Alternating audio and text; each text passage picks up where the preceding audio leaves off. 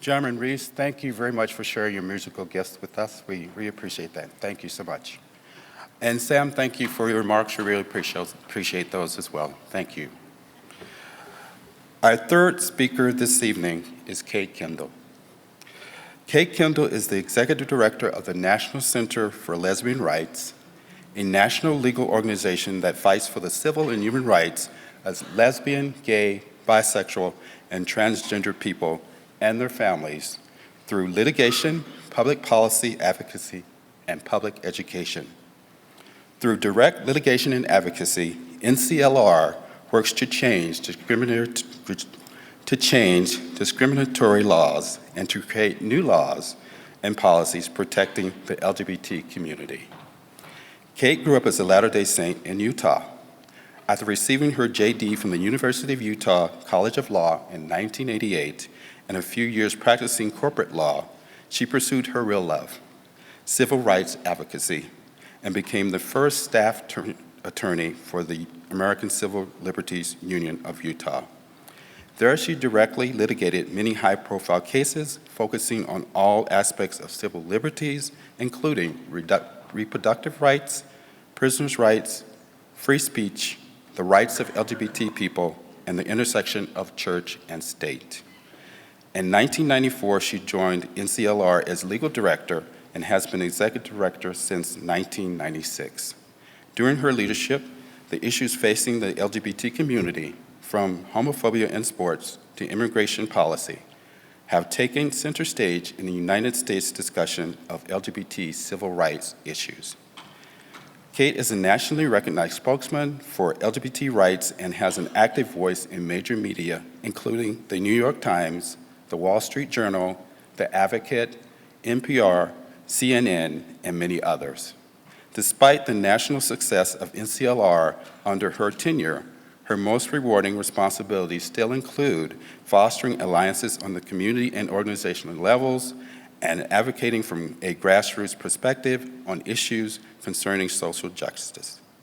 Please welcome Kate Kendell.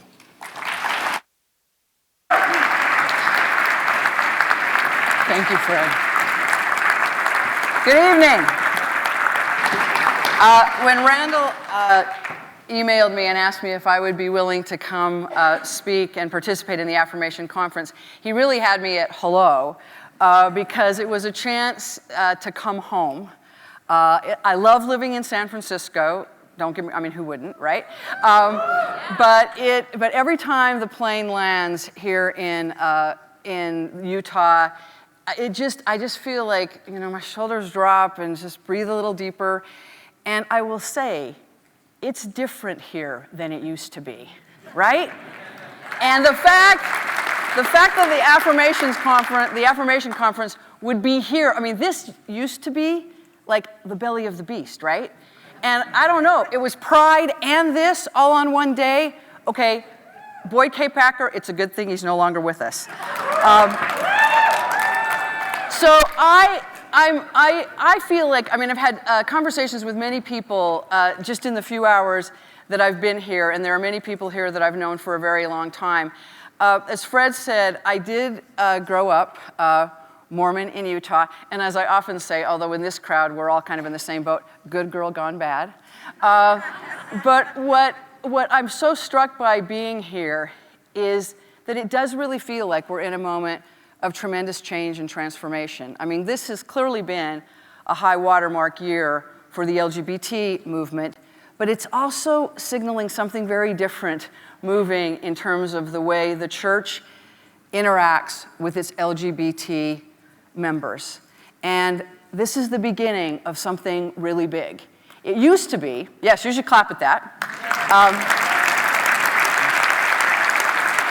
I remember when I would talk about, I'm 55, and I remember when I would talk about coming out and talk about my coming out story to my mom, I really was very lucky, and my story is pretty singular. There are many people of my generation, LGBT folks who grew up Mormon, and many younger who did not have nearly the reaction that my mom had to me. I was 22. My mom loved her church, had a very deep testimony. We went to church every single Sunday. In fact, when I was 18, I was both the Young Adult Relief Society president and sleeping with my Mormon camp counselor. So, which is a whole other story that I will tell you at some other period of time. But I remember when I came out to my mom at 22, I decided I was going to tell her when we were on a trip back to see her parents, my grandparents, in Oregon. And I don't know why the idea of telling her this in a moving vehicle seemed like a good idea at the time, but I had it all planned out that I was going to wait until we hit like the Oregon border. So then if it really went awful, it would only be a few hours that we'd be stuck in the car together. Well, I'm telling you, we hadn't even hit Idaho before I'm like, Mom, I have to tell you something. And I struggled with it, and she said, honey, just tell me, what is it? So I told her, I said, Mom, I'm gay. And she reached over and she took my hand, and she said, oh, honey, the most important thing to me is that you're happy. And she never wavered from that. And that made, yes.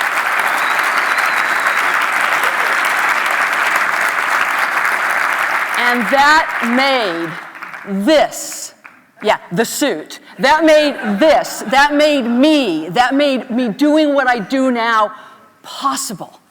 She launched me to be able to be fully who I was. So just 82 days ago, part of who I was led to an amazing high watermark for this movement when we won the freedom to marry nationwide on June 26th. Nationwide, we have the freedom to marry, and it's never going to be taken away. It can't go anywhere. Nobody can screw with it. They can't do anything with it. It is the law of the land. And who would have thought that that was going to happen? This soon, this fast. These are our clients in our Tennessee case. NCLR had the great honor of being co-counsel on one of the 4 cases that the Supreme Court decided. But which state was it that kicked off the string of district court wins? What state was it? Yes, it was this state. It was Utah. On December 20th, 2013, we were co-counsel in, we were helping with the Utah team here in the district court case, and then we actually came on as counsel of record when the case went on appeal to the 10th Circuit. I was sitting in our downstairs guest room wrapping Christmas presents when my phone rang, and it was Peggy Tomsic, who was co-counsel, was lead counsel on the case in the district court, and she said, "You won't believe what just happened." And it was almost 5 o'clock here. Judge Shelby just issued his ruling, and we won. Won in Utah. The first district court decision affirming the freedom to marry for same-sex couples was issued here. And I think that was the moment that I really knew, all right, this is happening. So that weekend, I don't know what you were all doing. I don't know how many of you were local Utah folks. I know some of you are from other places. How many of you spent that weekend looking for a county clerk where you could get married that weekend? My daughter and her now wife were doing that. And I was saying to Emily, I don't think there's going to be any county clerk's office that's going to be open on the weekend, but she was bound and determined they were going to try. Of course, that didn't happen. But on Monday morning, they were in line with dozens of other couples at the city and county building of Salt Lake City to get a marriage license. And we're sitting at our kitchen table in San Francisco, me and my wife Sandy, and our kids were texting back and forth with Emily and Heather, following them as they're making their progress in line. And it was so exciting to me, and it was so surreal to be thinking this was actually really happening. At one point, my wife Sandy said, well, wait a minute, who's with them? We know all these people in Utah. We should have people with them. And Julian, our son, said, well, yeah, well, what about Aunt Sharon? And I thought, oh my gosh, yes, of course, my sister. So I call Sharon. I said, what are you doing? And she says, well, Larry and I were just about to go Christmas shopping. And I said, stop everything, drop that, go instead to the city and county building in Salt Lake. Emily and Heather are standing in line waiting to get their marriage license. So they did. They dropped everything, headed down to the city and county building. On their way, they stopped and got flowers and donuts for people in line. They made it just in time to see Emily and Heather take their vows and marry. And on their marriage license, my devout Mormon sister and her branch president husband are witnesses on the marriage license.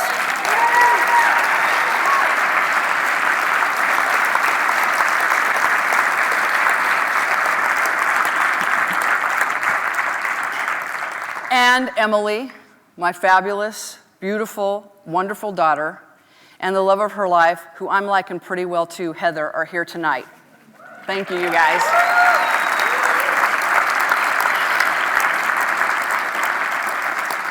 So we had June 26th, and June 26th led to celebrations everywhere, including Ground Zero in San Francisco, the Castro, which was a really fun place to be when this ruling came down. And now we're thinking, or I was thinking, okay, I've been involved in doing this work for 2 decades. I've seen the ups and downs. I know the work that still needs to be done.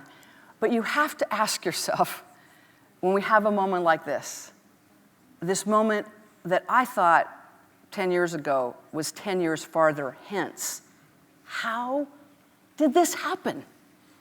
How did this happen? How did we get here so fast?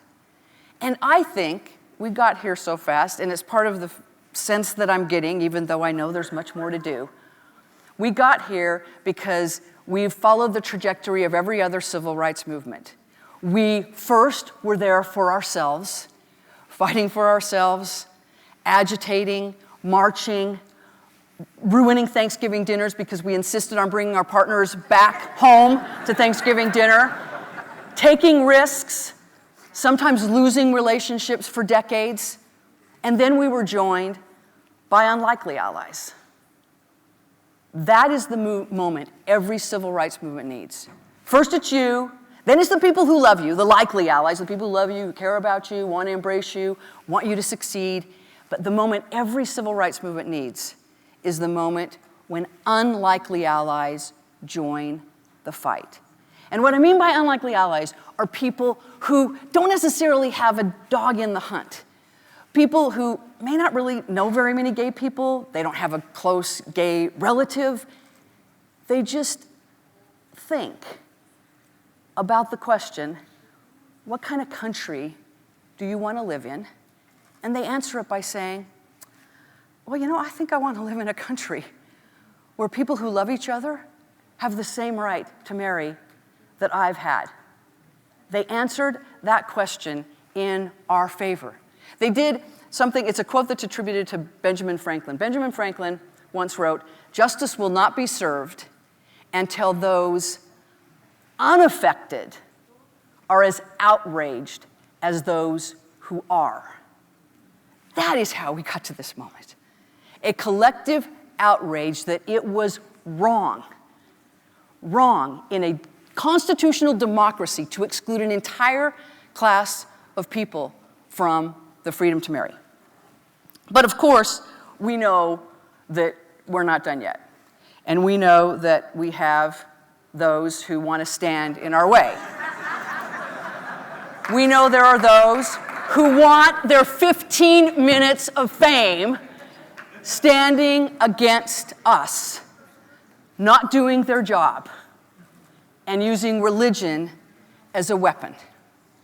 Now, I don't know what's going to happen to Kim Davis next, but what I do know is, in the not too distant future, everywhere in Arkansas will be issuing marriage licenses. Everywhere in every state will be issuing marriage licenses. We're still skirmishing in Alabama. There are still implementation issues that will need to be addressed, but this is the law of the land. And of course, every civil rights movement has had their high watermark moment where the Supreme Court has said this is what the law requires, this is what justice demands. And there have been people who have stood there and said, oh, hell, over my dead body. And we've said, okay, well, sorry, you're dead. Because this is happening. And so we are in a moment where we have seen huge gains forward, but the real question now for us as a movement is, what are we going to be outraged by moving forward? Who will we be there for? And how are we going to pay forward the gains that we've seen? Even as we know we are not done. Even as we know we've got transgender individuals everywhere in this country, not only subject, as Sarah Jade said, to unspeakable violence, particularly transgender women of color, but employment discrimination, underemployment, the inability to get or keep a job, no employment protections in the vast majority of this country for any LGBT person. That is forward work. Young people, LGBT young people, still losing the embrace of their homes. And I will tell you, the thing that has had me on the verge of tears since I walked in this building is the parents who have given the great gift to their children that my mother gave to me by saying, I love you no matter what.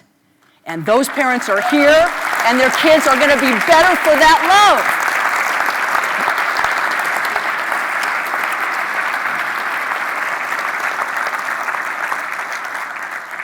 So as we think about how what comes next, and how we pay forward this moment, and we think about the work that needs to be done in this country, not just on LGBT issues. I mean, Sam's amazing work at SPLC on conversion therapy, enormously important. That is something that we are bound and determined that we are going to end. Ending violence against transgender women, creating a policy in this country where LGBT people, immigrants to this country, have safety and security by reforming immigration, making this country safe for LGBT young people, reforming foster care and juvenile justice, creating greater family acceptance. All of that, of course, needs to happen. There is still a gay agenda. And the part of the gay agenda has been achieved, but there is still a long list on that agenda. But the other moral charge for us as LGBT people will be to be there for everyone else, feeling vulnerable, suffering indignity, stigma, because of who they are. The work that we need to do going forward is about harnessing this momentum that we've achieved this year, harnessing this marriage win, and using that to continue to transform minds and hearts, not only for LGBT people who are everywhere, but for everyone who still suffers injustice and indignity. We've seen a year where this must happen.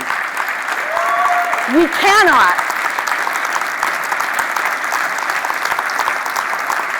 cannot celebrate marriage in the morning and mourn the murder of African American churchgoers in the afternoon and call that a victory.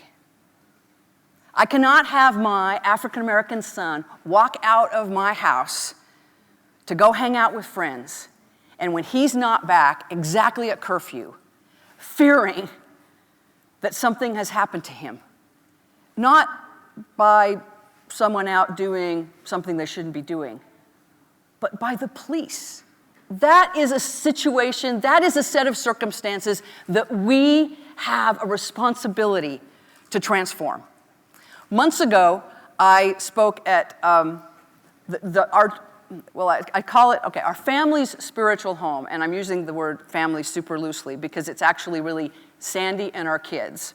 Their spiritual home is Grace Cathedral, which is an Episcopal church. It's that really beautiful Episcopal church up on the top of Nob Hill.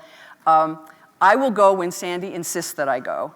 But I feel like I've had a lot of religion in my life, and I'm not, so unlike, I really appreciate Sarah Jade's testimony and her attending church, and I don't obviously have any judgment about anyone who does. I do think spirituality is important, and I think the church's continuing support has been so important in transforming the lives of so many people. I will just say my religion is football, so that's what I do on Sundays. But I was asked a few months ago to speak at Grace Cathedral and to do a reading marking Pride Month. And they gave me a bunch of readings from Martin Luther King Jr. And I've obviously read some of King's writings, as everyone has. But there was a passage that I had never read before. And when I read it, I was really struck by it. And I feel like it embodies where we are in this movement right now. King wrote, "Power without love is reckless and abusive. And love without power is sentimental and anemic. Power at its best is love, correcting everything that stands against injustice. And justice at its best is power, correcting everything that stands against love." So our movement has had love, sentimental and anemic. And our movement has seen power, reckless and abusive. But what our movement has now is power and love. My mom had a stroke in 1993.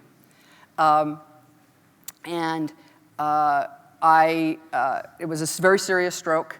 It changed her life completely. She was never able to work again, never able to drive again. She then had another stroke in 2003. And by this time, I was living in San Francisco. My sister called me and she said, "You've got to get home right away. Mom's had another stroke and we're not sure if she's going to make it or not."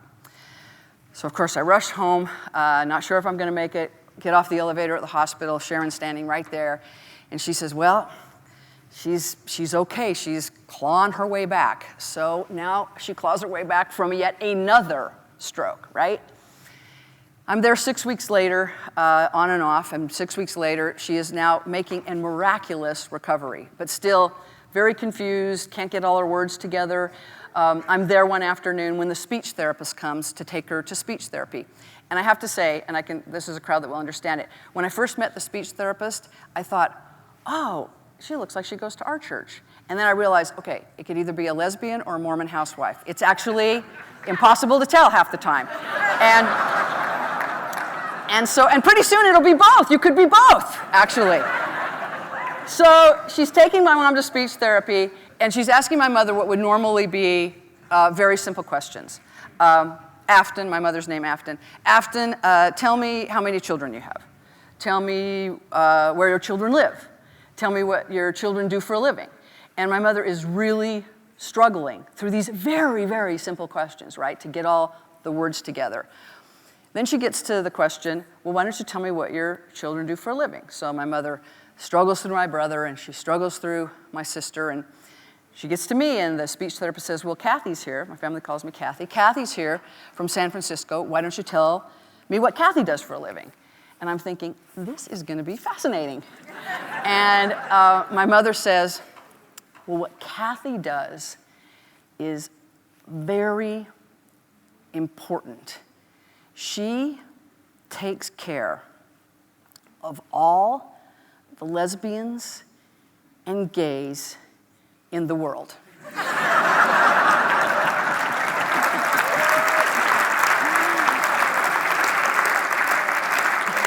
And the speech therapist looks at me and says, well, that's an awfully big job. My mother died about 9 months after that. And I miss her all the time. I especially miss her when I'm in Utah. But what I'm so struck by with my mom, and especially at moments like this, when I see how far we've come as a movement, and I'm here in a place like this where we're working on reconciling differences, my mother held effortlessly her testimony and her love for me.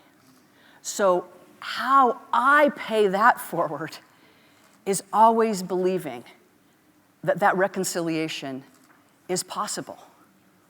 And in this moment where we have achieved so much and have so much hope about what the future might hold, and in a moment where we have power and love, let's really think about what we're going to do with that. And let's make sure that as we move forward and as we think about that horizon and what that finish line is where we do achieve full justice, let's make sure that when we hit that finish line, we all hit it together. Thank you so much.